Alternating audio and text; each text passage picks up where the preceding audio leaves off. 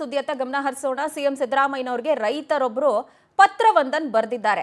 ಇದರ ಹೈಲೈಟ್ ಏನು ಅಂತ ಹೇಳಿದ್ರೆ, ಮದುವೆಗೋಸ್ಕರ ತಾನು ಅಲದಾಡ್ತಿದ್ದೀನಿ ಅಂತ ಹೇಳಿ ರೈತ ಸಿಎಂಗೆ ಒಂದು ವಿಚಿತ್ರ ಪತ್ರವನ್ನ ಬರೆದಿರೋದು. ಕನ್ಯೆಯನ್ನ ಹುಡುಕೊಡಿ ಅಂತ ಮುಖ್ಯಮಂತ್ರಿಗಳಿಗೇನೆ ರೈತರು ಪತ್ರವನ್ನ ಬರೆದಿರೋದು. ದಾವಣಗೆರೆಯ ರೈತ ಷಣ್ಮುಖ ಅನ್ನೋರು ಸಿಎಂಗೆ ಬರೆದಿರುವಂತ ಪತ್ರ ಇದು. ಕಳೆದ 10 ವರ್ಷಗಳಿಂದ ನಮ್ಮ ಮನೆಯಲ್ಲಿ ಕನ್ಯೆಗೆ ಹುಡುಕ್ತಾ ಇದ್ದಾರೆ, ಬಟ್ ನನಗೆ ಕನ್ಯೆ ಸಿಗ್ತಾ ಇಲ್ಲ. ರೈತರು ಅನ್ನೋ ಕಾರಣಕ್ಕೆ ಕನ್ಯೆ ಕೊಡೋದಕ್ಕೆ ಹುಡುಗಿ ಮನೆಯವರೆಲ್ಲ ಹಿಂದೇಟ್ ಹಾಕ್ತಿದ್ದಾರೆ. ಹೀಗಾಗಿ ನಮ್ಮ ತಂದೆ ತಾಯಿ ತುಂಬಾ ಮನನೊಂದಿದ್ದಾರೆ. ಸಿಎಂ ಸಾಹೇಬ್ರೆ, ನೀವೇ ನಂಗೊಂದು ಹೆಣ್ಣು ಹುಡುಕೊಡಿ ಅಂತ ಪತ್ರ ಬರೆದಿದ್ದಾರೆ. ಫೆಬ್ರವರಿ 14ನೇ ತಾರೀಕು ಬರೆದಿರೋ ಪತ್ರ ಇದು. ಫೆಬ್ರವರಿ 18ಕ್ಕೆ ಮುಖ್ಯಮಂತ್ರಿಗಳಿಗೆ ತಲುಪಿರೋದನ್ನು ಗಮನಿಸ್ತಾ ಇದ್ದೀವಿ.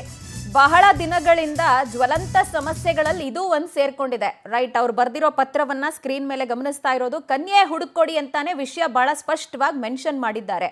ಈಗ ಶಿವರಾತ್ರಿ ಸಂದರ್ಭದಲ್ಲಿ ಮಲೆ ಮಹದೇಶ್ವರ ಬೆಟ್ಟಕ್ಕೆ ರೈತರು ಅನ್ನೋ ಕಾರಣಕ್ಕೆ ನಮಗೆ ಹೆಣ್ಣು ಸಿಗ್ತಿಲ್ಲ ಅಂತ ಹೇಳಿ ಒಂದಷ್ಟು ಜನ ಪಾದಯಾತ್ರೆ ಹೋಗಿದ್ರು, ಹೆಣ್ಣು ಸಿಗಲಿ ಅಂತ. ಇದೀಗ ಮುಖ್ಯಮಂತ್ರಿಗಳಿಗೇನೆ ರೈತರೊಬ್ಬರು ಪತ್ರವನ್ನು ಬರೆದಿದ್ದಾರೆ. ನನ್ನ ತಂದೆ ತಾಯಿ ತುಂಬ ನೊಂದ್ಬಿಟ್ಟಿದ್ದಾರೆ ಈ ವಿಷಯವಾಗಿ, ಸೊ ನನಗೆ ಒಂದು ಕನ್ಯೆ ಹುಡುಕೊಡಿ ಅಂತ ಮುಖ್ಯಮಂತ್ರಿಗಳಿಗೆ ಬರೆದಿರೋ ಪತ್ರ ಇದು ಸಿಎಂ ಅವರ ಕಚೇರಿಗೆ ತಲುಪಿದೆ ಅಂತ ಹೇಳಿ ಗೊತ್ತಾಗ್ತಾ ಇದೆ. ಬಹಳಷ್ಟು ಜನ ಇವತ್ತಿಗೂ ರೈತರು ಅನ್ನೋ ಕಾರಣಕ್ಕೆ ಹುಡುಗಿ ಕೊಡೋದಕ್ಕೆ ಹಿಂದೇಟ್ ಹಾಕ್ತಾರೆ ಅಂತ ಹೇಳಿ ಕೇಳ್ತಾ ಇರ್ತೀವಿ. ಆದರೆ ಆಡ್ ಭಾಷೆಯಲ್ಲಿ ಒಂದು ಮಾತಿದೆ, ಬಡವರಾದರೂ ಬಾಳ್ಸೋರ್ ಮನೆಗೆ ಕೊಡಬೇಕು ಅಂತ. ಮದುವೆ ಮಾಡ್ಕೊಂಡು ಎಷ್ಟು ಜನ ಏನೆಲ್ಲ ಒದ್ದಾಡ್ತಿದ್ದಾರೆ ಅನ್ನೋದು ಕೂಡ ಸಮಾಜದಲ್ಲಿ ಜ್ವಲಂತವಾಗಿ ಕಾಣ್ತಿದ್ದೀವಿ. ಈ ಬಗ್ಗೆ ಹೆಚ್ಚಿನ ಡೀಟೇಲ್ಸ್ ಕೊಡ್ತಾರೆ ನಮ್ಮ ಪ್ರತಿನಿಧಿ ರೂಪೇಶ್. ನಮ್ಮೊಂದಿಗೆ ದೂರವಾಣಿ ಸಂಪರ್ಕಕ್ಕೆ ಸಿಗ್ತಾ ಇದ್ದಾರೆ. ರೂಪೇಶ್, ಮುಖ್ಯಮಂತ್ರಿಗಳ ಕಚೇರಿಗೆ ಬಂದಿರುವಂತಹ ವಿಚಿತ್ರವಾದಂಥ ಪತ್ರ, ಇದನ್ನು ನೋಡಿ ಅವರ ರಿಯಾಕ್ಷನ್ ಹೇಗಿತ್ತು ಆ್ಯಂಡ್ ಏನೆಲ್ಲ ಉಲ್ಲೇಖ ಆಗಿದೆ ಆ ಪತ್ರದಲ್ಲಿ? ಪ್ರಜ್ವಲ, ಈಗ ಸಿಎಂ ಸಿದ್ದರಾಮಯ್ಯನವರಿಗೆ ಪ್ರತಿನಿತ್ಯ ಸಾಕಷ್ಟು ಪತ್ರಗಳು ಬರ್ತಾ ಇರ್ತವೆ. ಅದರಲ್ಲೇ ಇಂಟ್ರೆಸ್ಟಿಂಗ್ ಅನ್ನುವಂತ ಪತ್ರ ಅಂತ ಹೇಳಿದ್ರೆ, ಒಬ್ಬ ರೈತ ಸಿಎಂ ಸಿದ್ದರಾಮಯ್ಯನವರಿಗೆ ಪತ್ರವನ್ನು ಬರೆದು ಅಳಲನ್ನ ತೋಡ್ಕೊಂಡಿದ್ದಾನೆ. ಏನಂತ ಹೇಳಿದ್ರೆ, ಕಳೆದ 10 ವರ್ಷಗಳಿಂದ ತಾನು ಕನ್ಯೆಯನ್ನು ಹುಡುಕ್ತಾ ಇದ್ದೇನೆ, ಆದ್ರೆ ರೈತ ಅನ್ನುವಂತ ಕಾರಣಕ್ಕೆ ಮದುವೆ ಆಗ್ಲಿಕ್ಕೆ ಹೆಣ್ಣು ಕೊಡ್ತಾ ಇಲ್ಲ ಅನ್ನುವಂಥದ್ದು ಈ ಒಂದು ಪತ್ರದಲ್ಲಿ ಪ್ರಸ್ತಾಪವನ್ನು ಮಾಡಲಾಗಿದೆ. ಇಲ್ಲಿ ಪ್ರಮುಖವಾಗಿ ದಾವಣಗೆರೆ ರೈತ ಷಣ್ಮುಖ HS ಅನ್ನೋರು ಸಿಎಂ ಕಚೇರಿಗೆ ಪತ್ರವನ್ನು ಬರೆದಿದ್ದಾರೆ.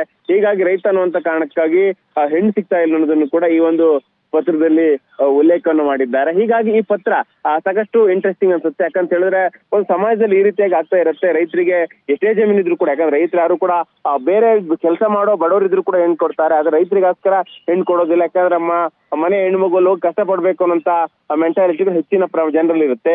ಇದಕ್ಕೋಸ್ಕರನೇ ಈಗ ಸಿಎಂಗೆ ಪತ್ರವನ್ನು ಬರೆದು ಮನವಿಯನ್ನು ಮಾಡಿಕೊಂಡು ಕನ್ಯೆ ಇದ್ರೆ ಹುಡುಕಿ ಕೊಡಿ ಅನ್ನುವಂತ ರಿಕ್ವೆಸ್ಟ್ ಅನ್ನ ಮಾಡಿದ್ದಾರೆ. ಇದು ನೋಡಿದ್ರೆ ಒಂದು ಪತ್ರ ಕೂಡ ಒಂದಿಷ್ಟು ಮಾರ್ಮಿಕವಾಗಿರುತ್ತೆ. ಯಾಕಂದ್ರೆ ಈ ರೀತಿ ಸೊಸೈಟಿ ಯಾವ ರೀತಿಯಾಗಿ ಚಿಂತನೆ ಮಾಡ್ತಾ ಇರುತ್ತೆ ಅಂತ ಹೇಳಿ.